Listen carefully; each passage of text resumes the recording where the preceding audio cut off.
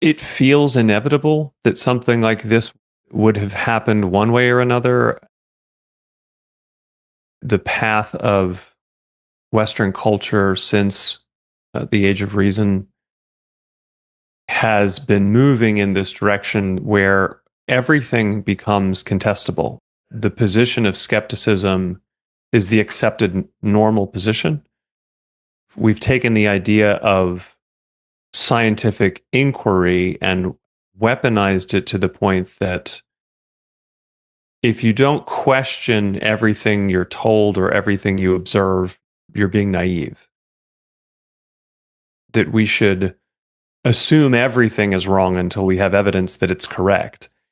And that creates this real crisis of authority. And we just celebrated Independence Day here in the United States, which I find a somewhat ironic holiday in that we're basically celebrating the fact that we didn't want to pay taxes or have a king, which maybe those are good things, maybe those are not good things, I don't know, but it's an odd holiday.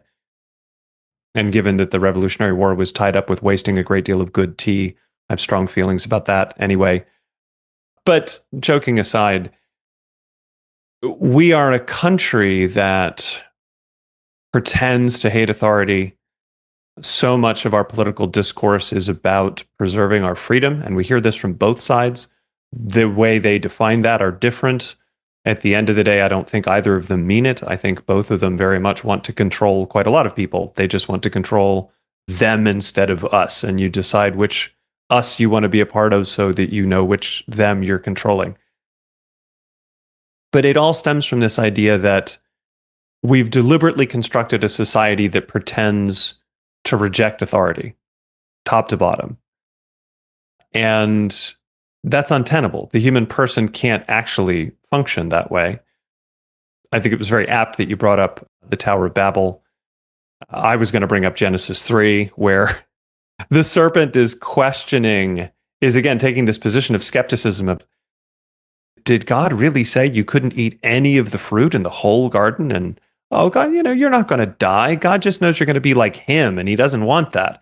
It's this position of skepticism, and it's telling that Adam is there in the story, but he's silent. He doesn't speak up when Eve half entertains these bad skeptical questions. Adam doesn't speak up to say, no, this is what God said, and this is what God said, and we're going to listen to God. He just stands there silently.